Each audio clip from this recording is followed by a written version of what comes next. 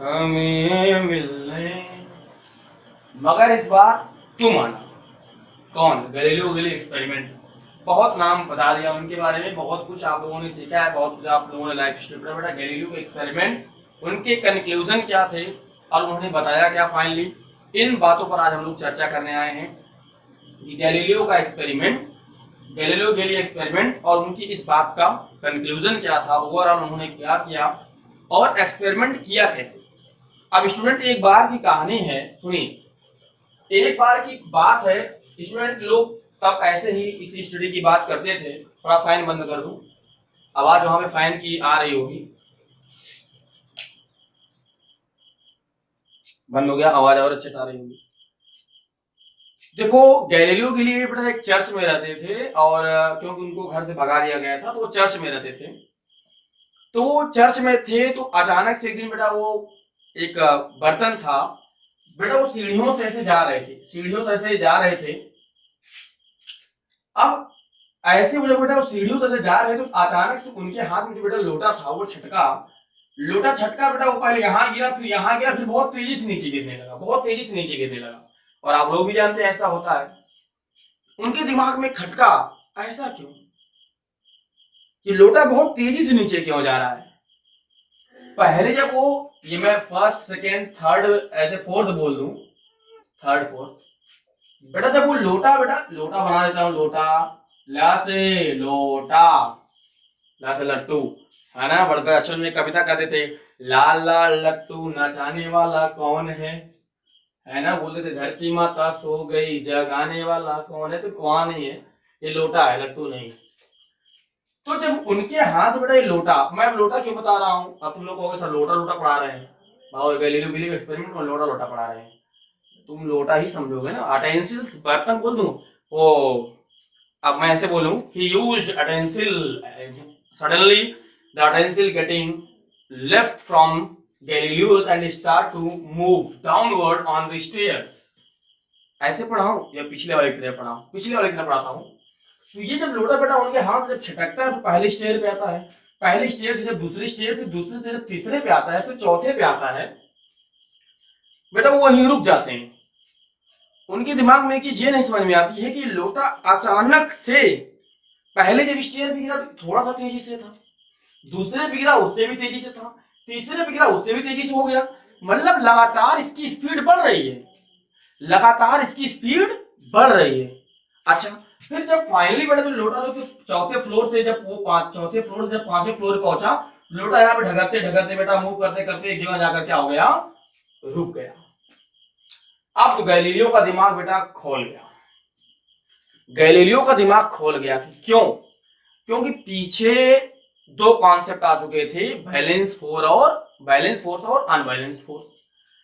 ये बोला गया कि बैलेंस्ड फोर्स सिस्टम के अंदर किसी ऑब्जेक्ट के करंट पोजीशन और सिचुएशन में आप चेंज नहीं कर सकते हो, मींस ना तो उसके मोशन को चेंज कर सकते हो, ना उसके रेस्ट कंडीशन को चेंज कर सकते हो, ना तो तुम उसके डायरेक्शन को चेंज कर सकते हो। ये बात बोली गई। अब इनके दिमाग में बात खोल रही थी, ये लोटा की स्पीड बढ़ते कैसे चली गई, यहां स्पीड चेंज हो रहा है।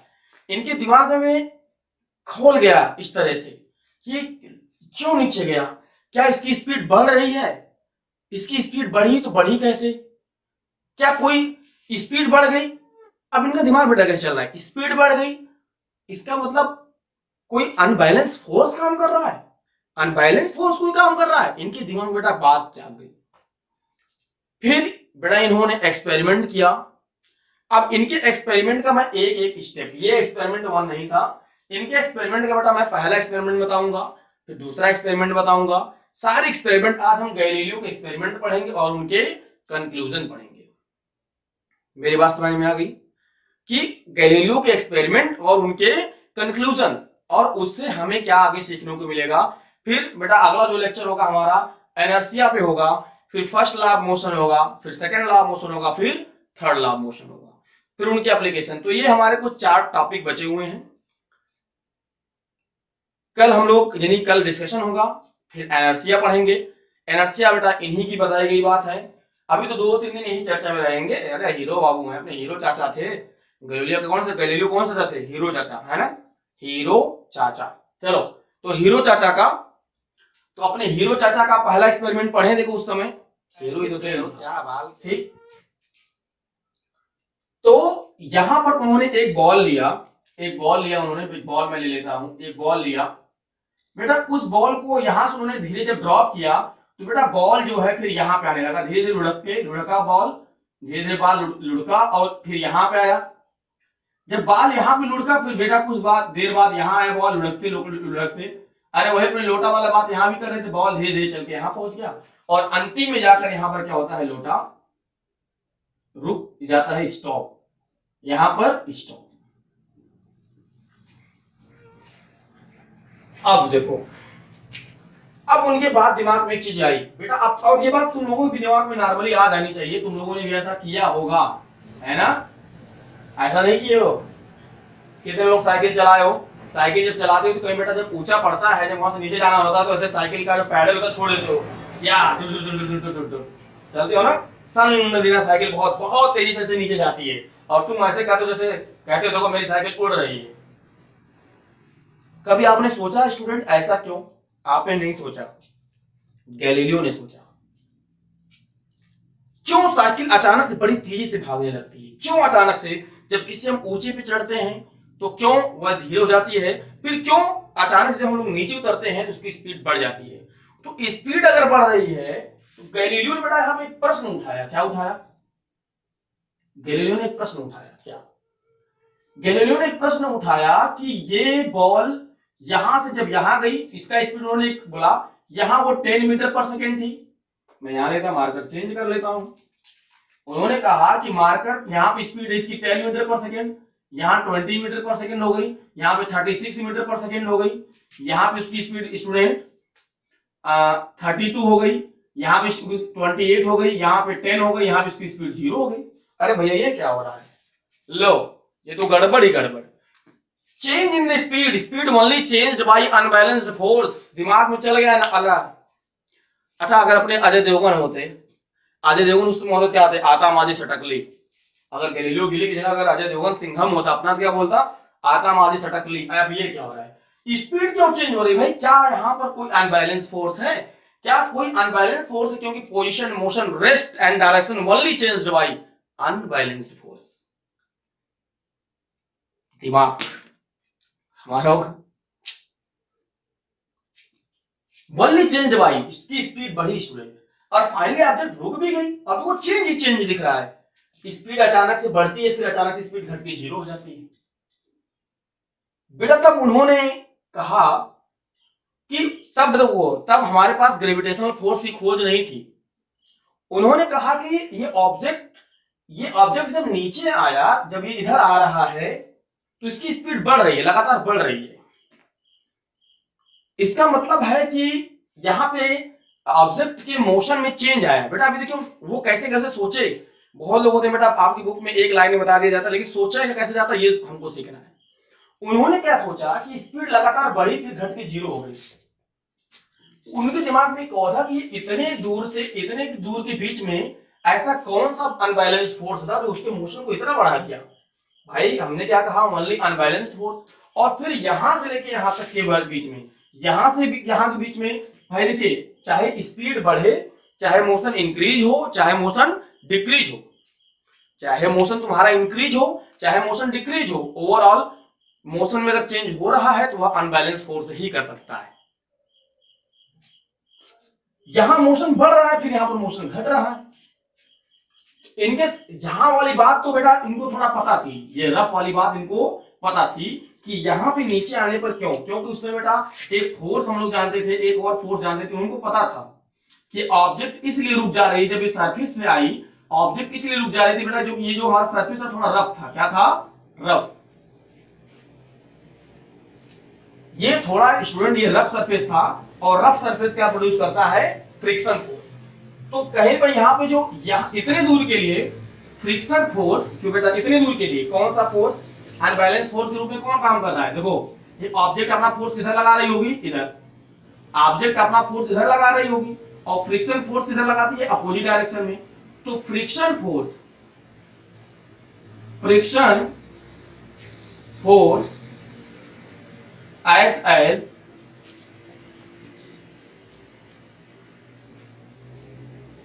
unbalanced force, unbalanced force मतलब जो फ्रिक्शन फोर्स है बेटा वो कैसे एक्ट कर रहा है, अनबैलेंस फोर्स की तरह एक्ट कर रहा है।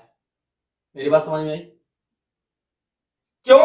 ये ऑब्जेक्ट स्टूडेंट यहां फोर्स लगा रहा है, आगे जा रहा है, और ये फ्रिक्शन फोर्स अपोजिट डायरेक्शन में लगा रहा है। तो बताओ अगर ये बॉल हो, अगर ये ऑब्जेक्ट अपना ये फोर्स इधर लगा रहा हो, ये फोर्स इधर लगा रहा हो, बताओ तो अगर ये फोर्स स्टूडेंट मान लो शुरू में ज्यादा भी है और ये हमारा फोर्स कम है, मान लो ये हमारा एफ आर कर देते हैं हमारा एफ मेन फोर्स और फ्रिक्शन फोर्स, तो कहीं ना कहीं ये क्या हो रहा है, ये जो फ्रिक्शन है मेन वाले फोर्स को अपोज करेगा। जब फोर्स को अपोज करेगा तो बेटा इस पे नेट फोर्स क्या हो जाएगा, हमारा घट जाएगा। अरे तुम ही बताओ, तुम आगे जाना चाहते हो, कोई पीछे रुक जाएगा, तुम्हारा मोशन बढ़ेगा कि घटेगा? घट जाएगा। तो फाइनली ऐसा टाइम भी आएगा, अब यहाँ पर ऑब्जेक्ट रुकी हुई है, यहाँ की कंडीशन क्या है, इस कंडीशन में बेटा अगर मान लो ऑब्जेक्ट तब भी अगर आगे मूव कर रहा है, अगर ऑब्जेक्ट हमारा आगे ही मूव किया तब भी हम यही समझेंगे कि हो लगता है कि जो हमारा मेन फोर्स वो डोमिनेंट किया, हमारा जो मेन फोर्स है फ्रिक्शन पे क्या कर गया, डोमिनेंट।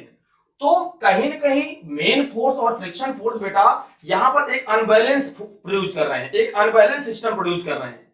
लेकिन एक टाइम ऐसा आएगा स्टूडेंट कि जब मेन फोर्स फ्रिक्शन फोर्स के बराबर हो जाएगा, देखो जब मेन फोर्स फ्रिक्शन फोर्स के बराबर आ जाएगा तो बताओ इस पर नेट फोर्स कितना होगा बेटा, ये नेट फोर्स हमारा क्या होगा, न्यूट्रल। नेट फोर्स क्या हो जाएगा, न्यूट्रल। अभी जीरो नहीं लिखूंगा क्योंकि अभी न्यूटन नहीं पढ़ा हूं, न्यूट्रल अभी जीरो लिखने से पहले न्यूटन को पढ़ना जरूरी है। अभी इतना जान लो कि ये दोनों फोर्स आपस में एक दूसरे से कैंसिल आउट हो जाएंगे, न्यूट्रलाइज हो जाएंगे। इस पर जो है नेट इफेक्टिव फोर्स है ये किसमें आ जाएगा, बैलेंस में। कैसे आ जाएगा, बैलेंस। और इसीलिए किसमें आ जाएगा बेटा,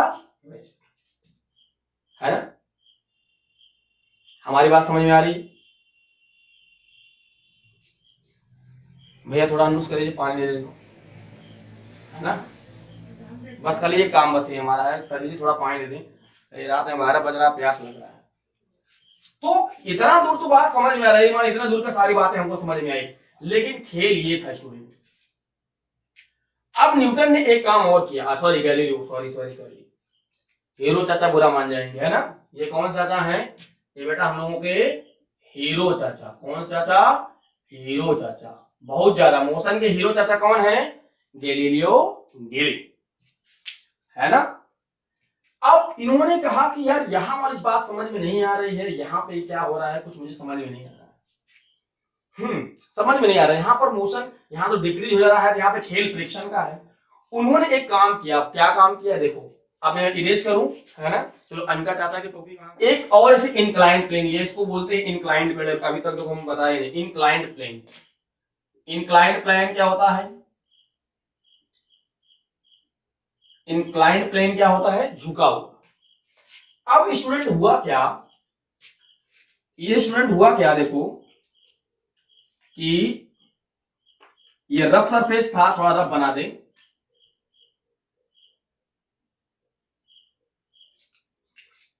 अब की बार क्या हो गई, अब की बार थोड़ा सा बॉल छोटा बनाए समझने के लिए आप लोगों को आसानी हो जाए। ये मान लो हमारी बॉल है, छोटी सी बॉल स्टूडेंट, ये हमारी बॉल थी यहाँ पे गैलीलियो ने इसको जब ड्रॉप किया, यहाँ आई बॉल बेटा, ये रफ था। कैसा था, ये जो गुटका था बेटा, ये गुटका लकड़ी का, ये जो लकड़ी होता है ना, लकड़ी का उन्होंने बनाया था एक्सपेरिमेंट करने के लिए। तो और एक बात ये भी थी ना कि सबसे बड़ी बात गैलीलियो के साथ एक बात ये भी थी, बेचारे अगर किसी से कुछ कहते भी थे, ये किसी से कुछ कहते भी थे तो कोई इनकी बात को मानता भी नहीं था उस समय, सब मनबड़ थे अपने हिसाब से।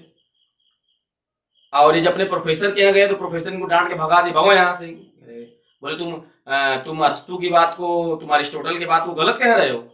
बेचारे बड़े दुखी हो, तो अपना एक्सपेरिमेंट, अरे बंदा पीसा की मीनार पे चढ़ गया, बताओ मजाक बात है? हम लोग यहाँ अपने 3 तल्ला घर के ऊपर ना चढ़े, ये पीसा की मीनार पे चढ़े गए अपने एक्सपेरिमेंट को करने के लिए। बात उसकी नहीं है, वो तो आपने देखा होगा, वीडियो आपने देखा होगा। अब होना क्या चाहिए था स्टूडेंट, मेरी बात जो शुरू से मेरे टॉपिक्स को पढ़ रहा है बेटा वो समझ में उसको आ रहा होगा, मेरी बात समझ में। फिर ये बॉल जब यहाँ पे आई, देखो अब यहाँ पे जब आई, अब तुम देखो तुम्हारे हिसाब से क्या होगा, तो ये बॉल जब स्टूडेंट यहाँ पे आई, ये बॉल इसको, ये बॉल गई यहाँ पे आई, फिर यहाँ जाना शुरू कर दी। यहां गई और बेटा ये यहीं जाकर जाकर यहीं पे इसकी स्पीड रुक गई, v इक्वल क्या हो गया 0। यहां तक जाती स्टूडेंट, यहां तक ये पहुंची है, ये देखो मैं यहां से नीचे तो यहां तक ये ऑब्जेक्ट आता है, बहुत तेजी से आता है। बस ये एक्सपेरिमेंट कर रहे थे बेटा, इनको पता ही नहीं था, क्योंकि ये जब एक्सपेरिमेंट कर रहे थे तब ग्रेविटेशनल इफेक्ट हमारे पास बहुत अच्छे से नहीं था। आइए थोड़ा सा पानी पी लेते हैं, आप लोग भी पी लीजिए, काफी देर से देख रहे होंगे है ना। कहाँ देख रहे हो ये वीडियो? अच्छा कितने लोग सो के देख रहे हैं? कितने लोग सो के देख रहे हैं? सो के मत देखना, कुर्सी पर बैठ के देखना। हम जब तक पानी पी रहे हैं तब तक समझो इस चीज को कि क्यों यहां से आगे नहीं गया, है ना, क्यों यहां से आगे नहीं गया।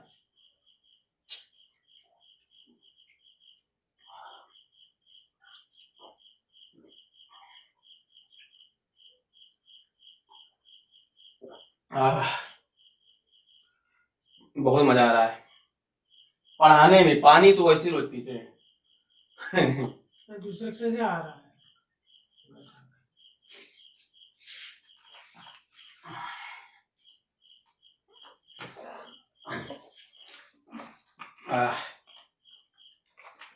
है ना। अब ये बेटा बॉल क्या हो गई, ये जाकर यहीं पे गई, जाती है बेटा, फिर यहां से बॉल रिटर्न आने लगती है, यहां से घूम के बॉल रिटर्न आने लगती है यहां से। ये बॉल पूरी वहां तक गई नहीं। अब गैलीलियो गिली के दिमाग में बात समझ में आया, बेटा होना क्या चाहिए था। अच्छा ये दोनों की हाइट बराबर नहीं बन रही है क्या, देखे तो। अच्छा यहाँ बन रही, रुक जाओ कोई बात नहीं, कोई बात नहीं। अरे अपना मार्कर सिस्टम जब चाहेंगे तब इरेज कर देंगे, क्या दिक्कत है ना। ये बॉल यहां से जो टॉप से निकाली गई थी, तो गैलीलियो के हिसाब से ये बॉल यहाँ टॉप से, बेटा ये टॉप से उन्होंने इसको ड्रॉप किया था बॉल को। वाह वाह वाह वाह, पानी अंदर गया, तो इनके हिसाब से बॉल यहां पहुंचनी चाहिए थी, ये पोजीशन में बॉल पहुंचनी चाहिए थी, क्योंकि लोगों ने कहा था एनर्जी कंजर्व है। अच्छा एक चीज और देखा, जब ऊपर से नीचे आ रही थी तो स्पीड बढ़ रही थी यहाँ पर, और नॉर्मल भी आपको यही लग रहा होगा, आपको फील हो रही होगी ये चीज। आप भी ऐसा करके देख सकते हैं, ऐसा करके चेक कर सकते हैं कि थोड़ा यहाँ पे बीच में जगह है, तो ये यहां से लोड लेने के लिए जब यहां से छोड़ा गया तो उसकी स्पीड इंक्रीज हुई, स्पीड लगातार बढ़ती चली गई, स्पीड बढ़ती चली गई। लेकिन स्टूडेंट ये पूरा ना जाकर बस यहीं तक जाकर ये रुक गई। बट गैलीलियो ने कहा कि ये ऑब्जेक्ट अगर यहां से पूरी आई है तो यहां पे इसको रुकना चाहिए, यहां पर इसका मोशन डिक्रीज हुआ है। उनके दिमाग में जो चीज आ रहा था, उनके बाद में आ रहा था यहां पर कोई अनबैलेंस फोर्स है। देखो स्टूडेंट, गैलीलियो इस अनबैलेंस फोर्स को बता नहीं पाए थे, और हम आपको बता दे रहे हैं बेटा ये ग्रेविटेशन फोर्स का इफेक्ट था। मैं आपको पहले इसलिए बता दे रहा हूं क्योंकि उस समय गैलीलियो गिली के पास वो अनजान थे, वो इस बात को सही तरीके से नहीं जानते थे। हमारी बात समझ में आ रही है? उनके दिमाग में एक चीज ये बात आई। अब यहाँ पे थोड़ा एस्ट्रोनॉमी करो, यहाँ पे चीजों को समझो कि ये जब ऑब्जेक्ट इस सरफेस पे जा रहा होगा तो यहाँ पे क्या हो रहा होगा। पहले ध्यान से मेरी बात देखो कि जब ऊपर से नीचे ऑब्जेक्ट आया है स्टूडेंट, तब उसका मोशन इंक्रीज हुआ है। क्या हुआ है? इंक्रीज हुआ है। इंक्रीज मोशन कौन कर सकता है? Unbalance force. ठीक, तो न्यूटन के बाद सॉरी गैलीलियो के दिमाग में बात आ गई, हीरो चाचा के दिमाग में बात आ गई कि कोई पक्का है, कोई न कोई अनबैलेंस फोर्स यहाँ पे काम कर रहा है। ठीक, फिर स्टूडेंट उन्होंने क्या किया, जब लेकिन यही स्टूडेंट जब ऊपर से जा रहा है तो ये इसकी जो स्पीड है लगातार क्या हो रही है? डिक्रीज हो रही है। इसकी स्पीड क्या हो रही है? लगातार डिक्रीज हो रही है। इसका मतलब उन्होंने क्या लगाया कि चाहे वो ऊपर से नीचे आ रही हो तब भी उसके मोशन में चेंज हो रहा है, चाहे वो नीचे से ऊपर जा रही हो तब भी उसके मोशन में चेंज हो रहा है। ठीक, जब वो ऊपर से नीचे आ रही हो और मोशन इंक्रीज हो रहा है, बेटा जब कोई चीज किसी चीज के मोशन में इंक्रीज होता है इसका मतलब होता है कि ये तो कंफर्म है, चाहे इंक्रीज हो चाहे स्टूडेंट डिक्रीज हो, इसका मतलब अनबैलेंस फोर्स है। लेकिन इंक्रीज में ये माना जाता है, इंक्रीज में ये सोचा जाता था, इंक्रीज होने का मतलब है कि लगता है फोर्स अधिक लग रहा है। ठीक, तो ओवरऑल स्टूडेंट था क्या? ओवरऑल स्टूडेंट ये था कि जो जब ऑब्जेक्ट इस वाले कंडीशन पे थी यहाँ पे, तो इसको इस पे जो ग्रेविटेशन फोर्स था, ग्रेविटेशन फोर्स स्टूडेंट लगातार ग्रेविटेशन फोर्स इसके अनबैलेंस फोर्स को बढ़ा रहा था। ग्रेविटेशनल फोर्स जब, चूंकि ग्रेविटेशनल फोर्स नीचे की तरफ, क्योंकि ऑब्जेक्ट नीचे की तरफ आ भी रही है, देखो ऑब्जेक्ट नीचे की तरफ आ भी रही है, ऑब्जेक्ट नीचे की तरफ आ रही है और उसको, उसका तो मोशन का डायरेक्शन भी इधर है और ग्रेविटेशन का भी डायरेक्शन इधर है। तो तुम ही बताओ, जैसे तुम साइकिल चला रहे हो, तुम इधर जा भी रहे हो और पीछे से हवा का धक्का भी दे रहा है, तो तुम्हारी स्पीड बढ़ जाएगी नहीं बढ़ जाएगी? तो ओवरऑल आपका फोर्स कैसा हो गया? अनबैलेंस्ड हो गया, न्यूट्रलाइजेशन तो हुआ ही नहीं। देखो ये ऑब्जेक्ट क्या हो रहा है, जैसे मेरा ऑब्जेक्ट है, ये ऑब्जेक्ट का मोशन इधर है, ऑब्जेक्ट पे जो ऑब्जेक्ट की जो मोशन का फोर्स है, ऑब्जेक्ट का जो मोशन का फोर्स स्टूडेंट वो इधर है, ऑब्जेक्ट पे ग्रेविटेशन भी स्टूडेंट डाउनवर्ड लगा, तो ओवरऑल फोर्स इस डायरेक्शन में लग रहा है, अनबैलेंस्ड फोर्स है, यानी इसलिए न्यूट्रल नहीं हो रहा है। लेकिन जब बेटा ये ऊपर जा रहा है, जब ऑब्जेक्ट ऊपर जा रहा है तो इसकी वेलोसिटी डिक्रीज क्यों हो रही है? इसकी वेलोसिटी डिक्रीज इसलिए हो रही है क्योंकि ग्रेविटेशनल फोर्स डाउनवर्ड है। ग्रेविटेशनल फोर्स क्या है? डाउनवर्ड है। और ये ऑब्जेक्ट कहां, ये हमारा जी, हमारा एफ जी कर रहे हैं यहाँ पर, एफ जी। एक्चुअली बेटा मैं बार बार बता रहा हूं बेटा, गैलीलियो ने इस बात को नहीं बोला था, इस बात को हम आपको समझाने के लिए बता रहे हैं। गैलीलियो का एक्सपेरिमेंट है बेटा, वो बस उन्होंने जो बात रखी अभी मैं वो बता रहा हूं, उन्होंने क्या रखा है ना, उन्होंने बात को क्या रखा। फिर gravitational force, gravitational force student, तो ग्रेविटेशनल फोर्स जब डाउनवर्ड है और ऑब्जेक्ट किधर जा रही है? ऊपर की तरफ, यानी ऑब्जेक्ट का फोर्स ऊपर की तरफ है, तो देखो ये दोनों फोर्स अपोजिट हो गए, दोनों फोर्स अपोजिट हो गए। तो ये दोनों फोर्स स्टूडेंट जब अपोजिट हो गए तो कहीं ना कहीं इसके फोर्स के ये फोर्स एक टाइम ऐसा आएगा पूरी तरह से क्या कर देगा? न्यूट्रलाइज कर देगा, है ना उसको। जैसे कि अब जब ऊपर से जब नीचे आ रही थी ऑब्जेक्ट, जब ऊपर से नीचे आ रही थी तो बेटा जो ऑब्जेक्ट का जो फोर्स है, वो ऑब्जेक्ट का जो फोर्स था वो भी डाउनवर्ड और जो ग्रेविटेशन फोर्स है वो भी डाउनवर्ड। तो कहीं ना कहीं देखो बेटा, जो फोर्स है वो एक ही तरफ लग रहा था। जब बताओ अगर फोर्स अगर एक ही तरफ लग गया, जैसे एक यहाँ पे बॉक्स ले लो, एक बॉक्स बेटा यहाँ पे ले लो इस तरह से, एक आदमी आकर धक्का दे, एक आदमी और आकर धक्का दे, बताओ इस पे कौन सा फोर्स लग रहा है? बैलेंस या अनबैलेंस? सर इस पे टोटल अनबैलेंस फोर्स है। अनबैलेंस क्यों? क्योंकि फोर्स बस केवल एक ही तरफ से फोर्स लगाया जा रहा है। अभी ये भी तो अनबैलेंस्ड फोर्स हो गया। अनबैलेंस फोर्स का मतलब जब तक उसमें मोशन आ रहेगा, जब तक मोशन चेंज होता रहेगा तब तक अनबैलेंस फोर्स के अंदर है। तो लेकिन जब दोनों बेटा एक ही तरह, अनबैलेंस है यहाँ पे, ये भी अनबैलेंस है, ये अनबैलेंस्ड है, अनबैलेंस है लेकिन मैक्सिमम है। कैसा है? मैक्सिमम, क्योंकि दोनों फोर्स एक ही तरफ लग रहा है। लेकिन जब यही ऑब्जेक्ट स्टूडेंट, जब ये ऑब्जेक्ट ऊपर की तरफ जा रहा है तो ऑब्जेक्ट का जो सेल्फ फोर्स है बेटा वो ऊपर की तरफ, जो इसकी वेलोसिटी की वजह से इसके अंदर फोर्स बन रहा है, जब हम लोग न्यूटन को पढ़ेंगे तब अच्छे से समझेंगे उस चीज को, वो ऊपर की तरफ। लेकिन ग्रेविटेशन कहां लग रहा है? नीचे की तरफ। तो न्यूट्रलाइजेशन तो यहां पर भी नहीं हो रहा है, न्यूट्रलाइजेशन यहां पर भी नहीं हो रहा है, न्यूट्रलाइजेशन यहां पर भी नहीं हो रहा है। हो सकता है कि एफ जी धीरे धीरे क्या होता है बेटा, ये वाला फोर्स हमारा जो मेन फोर्स होता है वो धीरे धीरे बेटा घटता है, क्योंकि ग्रेविटेशनल फोर्स कांस्टेंट है। तो एक टाइम आता है कि जब एफ एम और एफ जी या अपोजिट फोर्स बेटा जब दोनों इक्वल हो जाते हैं, जब यानी कि ऊपर लगने वाला फोर्स किसी ऑब्जेक्ट पर, जैसे ऊपर लगने वाला फोर्स जब नीचे वाले फोर्स के बराबर हो जाएगा, तब ये ऑब्जेक्ट में क्या आ जाएगा? बैलेंस फोर्स आ जाएगा। तो उस पोजीशन में क्या होनी चाहिए? तब उनके दिमाग में अच्छा चलो ठीक, हम ये बात मान भी लेते हैं कि कोई फोर्स है, ऊपर से आते समय कोई फोर्स, उन्होंने तब उनके दिमाग में चीज था। तो इस एक्सपेरिमेंट से उन्होंने पहला कंक्लूजन क्या निकाला था कि ड्यूरिंग वर्टिकल मोशन है ना, ए एक्सटर्नल फोर्स एंड, उन्होंने बेटा देखो उनको नाम नहीं पता, and external force act downward on object. अभी इस एक्सपेरिमेंट में बेटा, अभी नहीं आगे चल के उनको ग्रेविटेशन का पता चलता है, लेकिन बेटा अभी इस एक्सपेरिमेंट में उनको ग्रेविटेशन के बारे में पता नहीं है। उन्होंने बोला कि during the vertical motion and external force act downward object, जब कोई ऑब्जेक्ट वर्टिकल मोशन में मूव करता है, वर्टिकल का मतलब इस तरह से चलता है, तब उसके साथ उस ऑब्जेक्ट पर बेटा एक फोर्स डाउनवर्ड लगातार काम कर रहा है। वो फोर्स देखो, ये ऑब्जेक्ट बेटा जब इधर आ रहा है तो इसका ऑब्जेक्ट का अपने खुद फोर्स इधर है, जाते समय अपना इसका फोर्स है, लेकिन ये फोर्स लगातार डाउनवर्ड, यही फोर्स आगे चल के इसका नाम क्या पड़ेगा, ग्रेविटेशनल फोर्स। आगे चल के गैलीलियो गिली और न्यूटन ये दोनों साइंटिस्ट बेटा ये मिलकर इसको बताएंगे कि ये ऑब्जेक्ट जब ऊपर से नीचे इसलिए आ रहा है, नीचे आते समय इसकी स्पीड इसलिए बढ़ जाती है क्योंकि ग्रेविटेशनल फोर्स की वजह से अनबैलेंस फोर्स बहुत ज्यादा बढ़ जाता है। ये अनबैलेंस फोर्स मैक्सिमम होता है और इस कंडीशन में बेटा अनबैलेंस फोर्स क्या हो जाता है हमारा, मिनिमम। आप बोलो।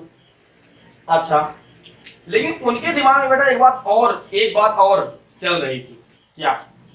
उन्होंने कहा हम नहीं मानेंगे, हम नहीं समझ पा रहे हैं इस बात को, अपना ही बोलते थे। उन्होंने बोला ठीक है, कोई ऐसा फोर्स है जो लगातार डाउनवर्ड काम कर रहा है, आगे चल के इसका नाम क्या पड़ा, ग्रेविटेशनल फोर्स। उन्होंने दिमाग में बस बार बार ये कह रहे थे कि अगर मैंने ऑब्जेक्ट को यहाँ पे छोड़ा है तो ऑब्जेक्ट यहाँ पर पहुंचना चाहिए, अगर मैंने ऑब्जेक्ट को यहाँ पर छोड़ा है तो ऑब्जेक्ट को यहाँ पर पहुंचना चाहिए। तो ये ऑब्जेक्ट यहीं तक क्यों रुक गई, तो उनके दिमाग में लगा बेटा, तब उनको एक चीज और भी समझ में, एक्सपेरिमेंट करते गए एक चीज और समझ में आया कि जो बेटा ये जो रफनेस है ना बॉडी की, जो ये हमारा जो सरफेस की जो रफनेस है, कहीं ना कहीं वो भी बेटा जैसे एक एक्सटर्नल, वो भी एक बेटा फोर्स अपोजिट करती है।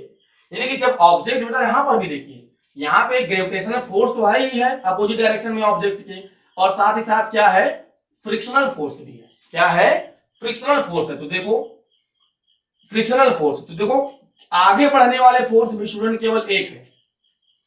अच्छा, क्या यहाँ पर फ्रिक्शनल फोर्स नहीं लगता है बेटा, यहाँ पर भी फ्रिक्शनल फोर्स लगता है, लेकिन यहाँ पर फ्रिक्शनल फोर्स स्टूडेंट ऊपर की तरफ लग रहा है। किधर लग रहा है, ऊपर की तरफ। फ्रिक्शनल फोर्स हमेशा किधर लगता है, क्या बताया गया था, फ्रिक्शनल फोर्स हमेशा ऑब्जेक्ट की, सुन लो, फ्रिक्शनल जो फोर्स होता है स्टूडेंट, अगर ऑब्जेक्ट का मोशन इधर हो तो फ्रिक्शनल फोर्स हमेशा अपोजिट डायरेक्शन में लगता है, पीछे की तरफ, ये जान लेना। तो जब ऑब्जेक्ट स्टूडेंट ऊपर से नीचे आएगा, ऊपर से जब नीचे आ रहा है तो फ्रिक्शनल फोर्स ये देखो, अब यहाँ पे देखो, अब यहाँ पे ऑब्जेक्ट के ऊपर, अब यहाँ पर भी फ्रिक्शन, अब यहाँ पर भी फ्रिक्शन, तो कहीं ना कहीं यहाँ पर फ्रिक्शन भी अपना रोल प्ले कर रहा है। तब गैलीलियो को बात समझ में आती है। अब तुम कहोगे सर फ्रिक्शन, यहाँ पर भी फ्रिक्शन, ये दोनों फ्रिक्शन कैंसिल, ऐसा नहीं होता स्टूडेंट। हम नेट इसमें देखेंगे तो दो फोर्स नीचे की तरफ है और एक फोर्स ऊपर की तरफ है, तो बताओ ओवरऑल इफेक्ट, तो ये बताओ पूरा सिस्टम अनबैलेंस्ड है कि बैलेंस? सोचो, एक बॉल है बेटा, उस पे दो फोर्स डाउनवर्ड काम कर रहे हैं और एक फोर्स जो फ्रिक्शन बहुत ज्यादा नहीं है, जो फ्रिक्शन बहुत ज्यादा नहीं है वो ऊपर काम कर रहा है। बताओ ओवरऑल अनबैलेंस्ड फोर्स मैक्सिमम है कि मिनिमम? Sir maximum. अरे भाई, दो फोर्स नीचे की तरफ, एक छोटा सा फोर्स ऊपर की तरफ, कितना बैलेंस कर पाएगा? बैलेंस नहीं करेगा। ओवरऑल हमारा फोर्स कैसा हो गया? अनबैलेंस्ड हो गया। अब यहां पर देखो बेटा, दो फोर्स डाउनवर्ड और एक फोर्स इधर जाने के लिए अपवर्ड डायरेक्शन में। हमारी बात समझ में आ रही है? जैसे हमारा जो ऑब्जेक्ट है, हमारा ऑब्जेक्ट का मोशन किधर बेटा? ऑब्जेक्ट का मोशन वाला फोर्स किधर है? ऊपर। यानी ऑब्जेक्ट, देखो ऑब्जेक्ट का जो हमारा मोशन वाला फोर्स है, जो इसको आगे ले जा रहा है, मोशन वाला जो स्टूडेंट फोर्स है, मेन फोर्स है, वो ऊपर है। दो फोर्स, ग्रेविटेशनल फोर्स और फ्रिक्शनल फोर्स बेटा अपोजिट डायरेक्शन में है। तो बताओ ये जो ग्रेविटेशनल फोर्स और फ्रिक्शनल फोर्स को खींचेंगे तो बेटा ये बताओ ऊपर जा पाएगी? पूरा नहीं जा पाएगी। तब स्टूडेंट इनके दिमाग में आ गया कि कहीं न कहीं ऑब्जेक्ट के अनबैलेंस्ड फोर्स सिस्टम में, किसी ऑब्जेक्ट के अगल बगल चारों ओर अनबैलेंस्ड फोर्स सिस्टम में जो फ्रिक्शन फोर्स है वो भी बहुत इंपॉर्टेंट रोल प्ले करता है। बेटा इनका अगला कंक्लूजन ये था। इसको देख लीजिए, समझ लीजिए, अगर कुछ नोट करने वाली बात नोट कर लीजिए, फिर बेटा हम लोग इनका एक्सपेरिमेंट नंबर 2 पढ़ेंगे। ठीक है, आइए। अमिका चाचा की टोपी कहाँ गई? कहाँ रख दी?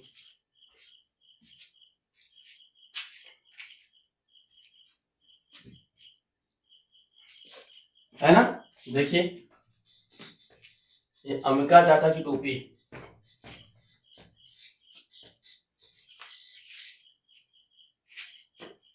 तो स्टूडेंट, तो उनके पहले एक्सपेरिमेंट से कल कंक्लूजन क्या मिला?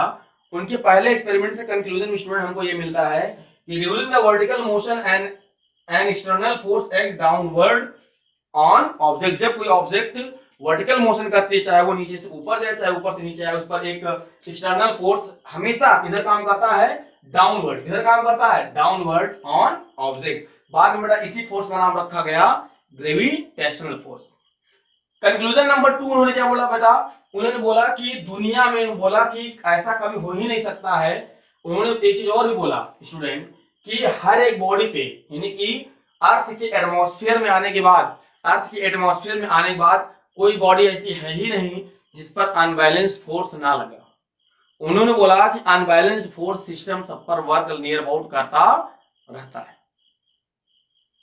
उन्होंने बोला कि कहीं न कहीं अनबैलेंस्ड फोर्स सिस्टम में ही मैक्सिमम और फ्रिक्शन एक बड़े वर्क के रूप में होता है। बेटा उनका ये अगला कंक्लूजन। स्टूडेंट अगली बार देखो अगले एक्सपेरिमेंट में उन्होंने क्या किया, एक्सपेरिमेंट नंबर 2 में उन्होंने क्या किया, अगली बार इन्होंने बेटा एकदम स्मूथ प्लेन लिया, अपने हिसाब से बहुत उसको चिकना कर दिया, स्मूथ किया, near about frictionless, near about. इन्होंने जो इस प्लेन को स्टूडेंट बहुत ही चिकना किया, बहुत ही ज्यादा उस पर ऑयल लगाया, ग्रीस लगाया और बहुत ज्यादा उसको रगड़ के बहुत ज्यादा चिकना कर दिया ताकि कोई फ्रिक्शन ना रहे, कोई अपोज ना रहे। तो ये जो बेटा उन्होंने सरफेस बनाया, कैसा बनाया, फ्रिक्शन लेस, नियर अबाउट पर लिख दो यहां पे, near about friction less surface, near about friction less surface. अब बेटा जब अगली बार उन्होंने एक्सपेरिमेंट किया, तो जब उन्होंने अगली बार एक्सपेरिमेंट किया स्टूडेंट, जब यहां से उन्होंने बॉल ड्रॉप किया, तो ये बेटा आपकी बार बॉल देखो, आपकी बार क्या था, पिछली बार क्यों पूरा नहीं पहुंच पाई थी बॉल, उनके दिमाग में था ये बॉल पूरी पहुंचनी चाहिए और ये काम वो कर रहे थे। तो अगली बार स्टूडेंट बॉल यहां तक पूरी क्या हो जाती है, यहां तक नियर अबाउट पहुंच जाती है, नियर अबाउट बॉल यहां तक पहुंच जा रही है, यानी कि फिर क्या होती है, वहां से फिर आती है स्टूडेंट बॉल, फिर यहां जाती है, फिर जाती है, फिर आती है, आती जाती है, यानी एक मोशन में बॉल लगातार ऐसे हमारी मूव करती चली जाती है। तब उनके दिमाग में एक बात आता है समझ में कि कहीं न कहीं जो, लेकिन फाइनली बेटा जैसे ये बॉल ऐसे चली तो यहां पूरा नहीं पहुंची, थोड़ा सा 1-8 सेंटीमीटर कम। अगली बार फिर करते एक स्टेट आता है, एक स्टेट स्टूडेंट आता है कि बॉडी पूरी तरह से क्या हो जाती है स्टूडेंट, रुक जाती है। क्योंकि अर्थ में हमने बोला कि हम लोग ऐसा कर ही नहीं सकते हैं, क्योंकि अगर किसी ऑब्जेक्ट को बेटा उसकी कंडीशन में अगर तुम चाहते हो कि हमेशा मोशन में रहे, इस पर बैलेंस फोर्स अप्लाई करना पड़ेगा। बैलेंस फोर्स अप्लाई करने का मतलब इस पर कोई एक्सटर्नल फोर्स नहीं लगना चाहिए। तो इस टाइम फ्रिक्शन तो आपने कम कर दिया, फ्रिक्शन कम कर दिया, लेकिन उसके बावजूद फ्रिक्शन कम कर दिया, उसके बावजूद स्टूडेंट आपने क्या ग्रेविटेशनल फोर्स को भी कम कर दिया, नहीं।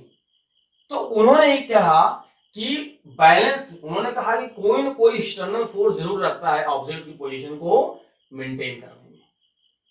फिर उन्होंने एक एक्सपेरिमेंट किया स्टूडेंट, क्या किया उन्होंने, है ना, अगला एक्सपेरिमेंट क्या किया, इस एक्सपेरिमेंट से क्या था, इस एक्सपेरिमेंट से बेटा इन्होंने क्या बात निकाली, आइए मैं उसको बताता हूं, इस एक्सपेरिमेंट से क्या बात, क्या कंक्लूजन उन्होंने निकाला। तो स्टूडेंट्स, तो जब गैलीलियो ने क्या किया, मैंने यहाँ पर कुछ बातें लिखी है, थोड़ा लिखने में मैंने टाइम लिया। तो जैसे गैलीलियो ने ये बात क्या कहा कि अगर किसी ऑब्जेक्ट को, इन्होंने क्या किया, इसको स्मूथ बनाया और ये ऑब्जेक्ट यहाँ तक गया, नो डाउट ये यहाँ तक हाइट तक गया, लेकिन स्टूडेंट ये पूरी हाइट नहीं गई, जिस हाइट से यहाँ इन दोनों की हाइट देखो स्टूडेंट सेम थी, ये जो हाइट थी, ये हाइट थी और ये हाइट स्टूडेंट क्या थी, सेम। अगर स्टूडेंट अगर ये ऑब्जेक्ट यहाँ से ड्रॉप की जाती और यहाँ से होते हुए फिर यहाँ पे उतने ही हाइट में पहुंच जाती, मतलब अगर 10 सेंटीमीटर से ड्रॉप की जाती फिर ये 10 सेंटीमीटर तक पहुंच जाती, तो बेटा हम इस कंडीशन में कहते हैं कि ऑब्जेक्ट 10 सेंटीमीटर मतलब अपनी हाइट, अपनी करंट पोजीशन को उसने मेंटेन रखा, क्योंकि फिर ये 10 बेटा, क्योंकि फिर ये 10 फिर यहाँ से जाता होगा फिर यहाँ पर पहुंच जाएगा। तो इसका मतलब क्या है कि इस अगर ये ऐसा करता और ये ऐसा करता रहता और हमेशा, इसका मतलब अगर एक बार मैं छोड़ देता मार्बल पीछे, ये हमेशा ऐसे ऐसे ऐसे ऐसे मोशन एंड मोशन करता, कभी ये रुकता नहीं। अच्छा अगर बेटा कभी रुकता नहीं, इसका मतलब इस पर कोई भी अनबैलेंस्ड फोर्स नहीं काम कर रहा है। अगर ऑब्जेक्ट की पोजीशन अगर नहीं चेंज होगी और ऑब्जेक्ट लगातार अगर ऐसा चलता ही रहा, मैं 10 सेंटीमीटर ऊपर से आया, फिर 10 सेंटीमीटर इधर गया, 10 सेंटीमीटर इधर, 10 सेंटीमीटर इधर। आप लोगों ने देखा था पेंडुलम जिसे दिखाया था, जैसे अगर किसी पेंडुलम को थोड़ा छोड़ दिया जाए, अगर वो हमेशा अगर ऐसा ऐसा करता ही रहे, ऐसे ऐसे ऐसे हमेशा के लिए, इसका मतलब क्या होगा? इसका मतलब बेटा है कि उसका जो मोशन है, जो उसका पाथ, जो उसका जो लोकेशन बेटा वो चेंज ही नहीं हो रहा है। इसका मतलब ओवरऑल क्या है कि इस पर कोई अनबैलेंस फोर्स काम नहीं कर रहा है। लेकिन रियल में ऐसा स्टूडेंट नहीं होता है। रियल में यहाँ पर जीरो अनबैलेंस वाला केस कहते हैं। जीरो अनबैलेंस होता क्या, पहले ये समझ लो। When a single external force work on any object that it is when not a single force, external force work on any object, then it is called zero unbalanced force. Zero unbalanced का force मतलब, zero का मतलब अगर किसी object पर एक भी unbalanced force काम नहीं करता है तो उसको बोलते हैं जीरो अनबैलेंस्ड फोर्स। एक तरीके से जीरो अनबैलेंस्ड फोर्स क्या होता है कि जब किसी ऑब्जेक्ट पर कोई एक्सटर्नल फोर्स वर्क ना करे। तो लेकिन स्टूडेंट ऐसा हो ही नहीं सकता है। In practical situation it is difficult to achieve zero unbalanced force. ये बेटा मुश्किल है हमारे अर्थ पे, क्योंकि हमारे जीरो अनबैलेंस ऐसा नहीं होगा अनबैलेंस के रूप में बेटा, क्योंकि ये बहुत बड़ी बात थी जो शुरू में लोग बताते हैं कि धरती ऊपर से कोई चीज ऊपर फेंको तो नीचे आकर क्यों रुक जाती थी। उसका बेटा यहाँ पे हमको आंसर मिलने लगा था कि जीरो अनबैलेंस क्या होता है। जीरो अनबैलेंस का मतलब ये होता है, एक तरीके से कह दिया जाए कि बैलेंस। जीरो अनबैलेंस का मतलब क्या हो गया, एक तरीके से बैलेंस। जीरो अनबैलेंस का मतलब when not a single external force work on any object then it is called zero unbalance force. यानी अगर किसी ऑब्जेक्ट पर एक भी एक्सटर्नल फोर्स काम ना करे, कोई एक्सटर्नल फोर्स यानी कोई भी, या जीरो अनबैलेंस का मतलब हो गया कि अगर किसी ऑब्जेक्ट पर कोई भी अनबैलेंस्ड फोर्स ना काम करे। When not a single external force work, यहां पर अनबैलेंस्ड यहां लिख दो सबसे, when not a single external unbalanced force work, थोड़ा अपडेट कर दो, थोड़ा पढ़ने में अच्छा लगेगा, ऐसे पढ़ो। When not a single external unbalanced force, यानी अगर किसी ऑब्जेक्ट पे एक सिंगल भी अनबैलेंस्ड फोर्स नहीं काम करेगा तो बेटा इसको बोलते हैं जीरो अनबैलेंस्ड फोर्स। अगर किसी ऑब्जेक्ट पे कोई भी अनबैलेंस्ड फोर्स नहीं, उसको क्या बोलेंगे, जीरो अनबैलेंस्ड फोर्स। लेकिन ऐसा वास्तव में पॉसिबल नहीं है। In practical situation difficult to achieve zero balanced force. क्यों? क्योंकि कोई ना कोई वजह तो एयर का फ्रिक्शन लगता है, या तो आपके सॉलिड का फ्रिक्शन, कोई ना कोई फ्रिक्शनल फोर्स जरूर प्रेजेंट होता है स्टूडेंट। नहीं तो ऐसा होता, अगर ऐसा अगर हो जाता, सोचो अगर जीरो अनबैलेंस्ड फोर्स होता, हमारे पास जीरो अनबैलेंस्ड फोर्स होता तो हम क्या करते? एक बार हम बेटा स्टूडेंट ट्यूबवेल स्टार्ट कर देते, वो ट्यूबवेल हमेशा चलता रहता, कभी वो रुकता ही नहीं। एक बार हम कोई मशीन, जैसे हम सिलाई मशीन एक बार ऐसे चालू कर देते, वो सिलाई मशीन चलती रहती। क्यों? क्योंकि उस पर अनबैलेंस फोर्स है ही नहीं। अगर किसी पे अनबैलेंस फोर्स अगर रहेगा ही नहीं तो अपना पोजीशन चेंज करेगा ही नहीं। तो वही ऑब्जेक्ट है, किसी भी ऑब्जेक्ट पे जीरो अनबैलेंस्ड फोर्स है तो अपना पोजीशन चेंज नहीं करेगा। ये दो कंक्लूजन स्टूडेंट हैं, समझिए इस बात को। जीरो अनबैलेंस का मतलब क्या है? अगर किसी सिस्टम पे एक भी अनबैलेंस फोर्स काम नहीं करता है तो उसको हम जीरो अनबैलेंस करते हैं। लेकिन रियल लाइफ में जीरो अनबैलेंस फोर्स अचीव करना टफ है ना बेटा। इसीलिए देखो जो छर्रे होते हैं, जो साइकिल में जो छर्रे, जो स्प्रिंग्स लगाए जाते हैं, वो क्यों लगाए जाते हैं? कि वो अनबैलेंस्ड फोर्स को रिड्यूस करने के लिए। बेटा अनबैलेंस्ड फोर्स जितना कम होगा, ऑब्जेक्ट अपने करंट पोजीशन को उतना ज्यादा मेंटेन करने में सक्षम रहेगी। क्योंकि अनबैलेंस फोर्स के पास ही वो ताकत होती है, पीछे टॉपिक में भी हमने पढ़ा है, अनबैलेंस फोर्स ही पोजीशन में चेंज करता है। एक बात समझ में आई? चलिए स्टूडेंट अगला स्टूडेंट, अब उनका जो अगला एक्सपेरिमेंट था स्टूडेंट, उन्होंने क्या किया, एक और एक्सपेरिमेंट किया। उन्होंने जो इंक्लाइनेशन है, जो ये झुकाव बेटा, उसको इन्होंने मेंटेन किया। उन्होंने इस पे एक्सपेरिमेंट किया। इधर वाले इंक्लाइनेशन को, इंक्लाइनेशन, रात हो गई है ना, वर्ड में निकल रहा है, एक मिनट थोड़ा पानी पी लें। हम तो तेरे आशिक हैं सदियों पुराने, चाहे तू माने चाहे ना माने। बताओ उनको पढ़ाने के लिए कितना मेहनत करना पड़ रहा है गैलीलियो के लिए। बेटा जो ये देखिए, इन्होंने क्या किया, पहले दोनों की हाइट सेम रखा और एक इन्होंने अपनी बात को कहा। अब इन्होंने अपनी बात कही, इन्होंने कहा कि ये सरफेस पूरा फ्रिक्शनलेस है। उन्होंने क्या, ये सरफेस पूरा फ्रिक्शनलेस है।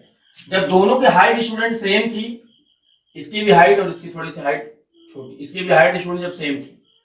तो इन्होंने कहा कि बॉल यहां से अगर रिलीज की जाएगी तो बॉल यहां तक पहुंच जाएगी। ठीक, ये बात तो हुई थी। अब इन्होंने क्या किया बेटा, जो अब यहाँ पे जो दोनों का एंगल था, मान लो बेटा ये मान लो ये आपका 45 डिग्री है, ये भी एंगल 45 डिग्री, इसका भी इंक्लाइनेशन 45 डिग्री। अब इन्होंने क्या किया बेटा, जो राइट वाला है उसका इंक्लाइनेशन क्या हो गया हमको, अब जो बेटा राइट वाला था उसका इंक्लाइनेशन उन्होंने क्या कर दिया, थोड़ा सा डिक्रीज कर दिया, घटा दिया। घटाने का मतलब था ये जो चीजें थी उसका जो इंक्लाइनेशन था स्टूडेंट थोड़ा सा घटा दिया, चीजें वही थी। अब देखो बेटा जब ये चीज यहाँ पे गई ना इंक्लाइनेशन घटने की वजह से, अब ये क्या हुआ कि जैसे मान लो यहाँ पे अगर वो 10 सेंटीमीटर बेटा आपके पास थोड़ा सा ज्यादा दूरी चल गई, वो थोड़ा सा ज्यादा दूरी चल गई, इसका मतलब क्या है कि कहीं ना कहीं ऑब्जेक्ट जो वर्टिकल मोशन से थोड़ा थोड़ा हट रही है।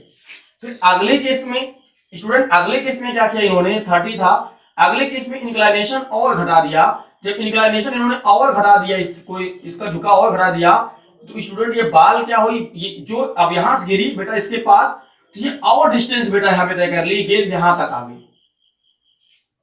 इसका मतलब हम लोग क्या कर रहे हैं, हम लोग क्या कर रहे हैं बेटा, इसको इसमें हम लोग अनबैलेंस्ड फोर्स इंप्लाई कर रहे हैं, हम लोग अनबैलेंस्ड फोर्स सिस्टम अप्लाई कर रहे हैं कि हम कितना इसमें अनबैलेंस्ड फोर्स मेंटेन कर रहे हैं।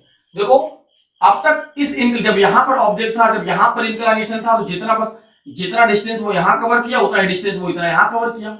जब हमने इस इंक्लाइनेशन पे लाया तो थोड़ा ऑब्जेक्ट का डिस्टेंस बढ़ गया, देखो आने का डिस्टेंस कुछ और है, जाने का डिस्टेंस कुछ और है। इसका मतलब है कि कहीं ना कहीं अनबैलेंस्ड फोर्स इस पूरे सिस्टम को क्या कर रहा है, कंट्रोल कर रहा है।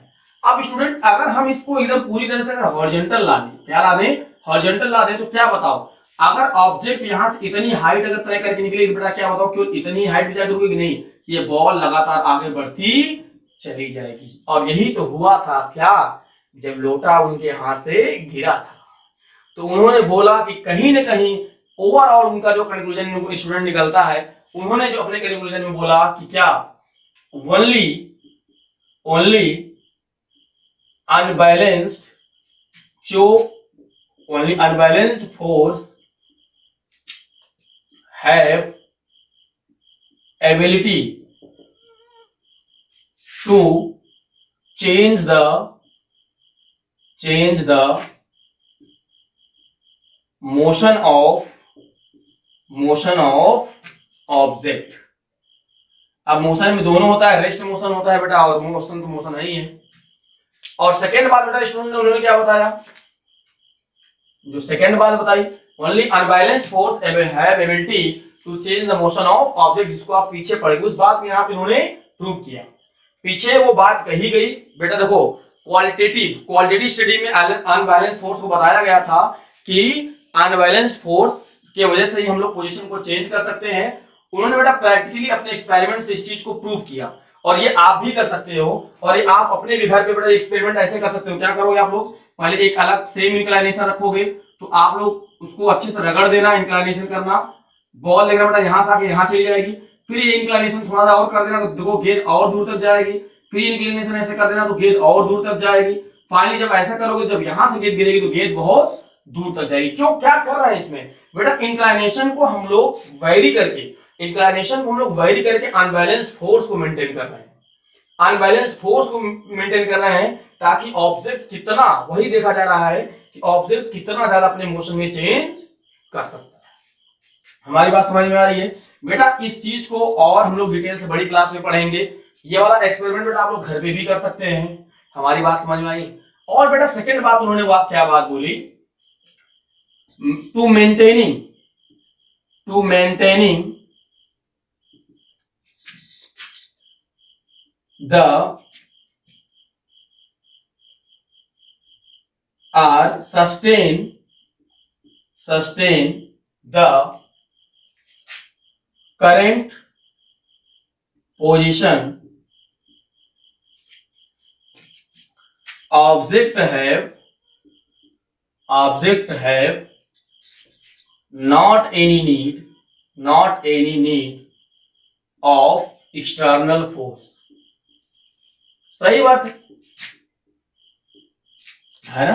उन्होंने क्या बताया बेटा अपने एक्सपेरिमेंट से टू मेंटेन और सस्टेन द करंट पोजीशन, अगर कोई ऑब्जेक्ट अपना करंट पोजीशन को सस्टेन करना चाहती है, मेंटेन करना चाहती है, बेटा उसको किसी एक्सटर्नल फोर्स की कोई जरूरत नहीं है। अगर किसी ऑब्जेक्ट पे बेटा, इसका रिवर्स क्या बोल सकते हैं कि अगर किसी ऑब्जेक्ट पे अनबैलेंस फोर्स ना लगे, अगर किसी ऑब्जेक्ट पे अनबैलेंस फोर्स अगर नहीं रहे, तो ऑब्जेक्ट जिस सिचुएशन में, दोनों की बात बेटा कंक्लूजन एक है, पहले से दूसरे का कंक्लूजन निकल रहा है। अनबैलेंस फोर्स अगर अनबैलेंस फोर्स ही मोशन को चेंज कर सकता है, इसका मतलब यही निकलता है कि ऑब्जेक्ट की जो अगर कोई ऑब्जेक्ट अपने पोजीशन को मेंटेन करना चाहती है, उसके लिए किसी एक्सटर्नल फोर्स की कोई जरूरत नहीं है। आज का लेक्चर यहीं पे खत्म होता है ना। और फिर स्टूडेंट कल पढ़ेंगे अबाउट इनर्शिया। अगर इसमें कोई टॉपिक नहीं समझ में आएगी स्टूडेंट फिर से बताइएगा, कुछ ना कुछ मैं जिक्र फिर से कर दूंगा, क्योंकि ये टॉपिक बेटा एक पेज का नहीं है, इतने मिनट का।